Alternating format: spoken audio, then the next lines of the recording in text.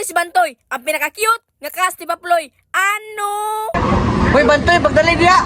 Isundo ko ni Jikoy kay karong adlaw mag-shoot na budme. Mag-video na budme para sa vlog ni Kuya William ug ni Paploy. Team Paploy at your service. Your stress reliever or your cause of stress. Napay pa English.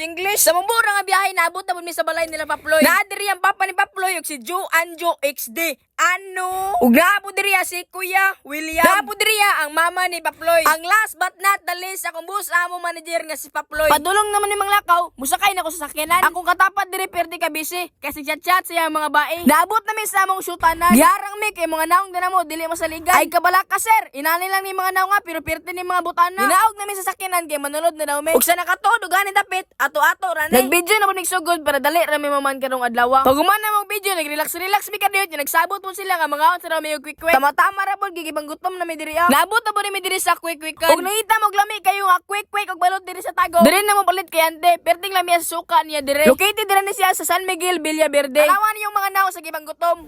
Naong kaning Kuya William, Paploy Jikoy yo. Utro po ni si Anjo. Diara, naabot na mo mga order, perting mga lamia. Unya, diri na siguro ninyo taman, kay mga on sa mi diri.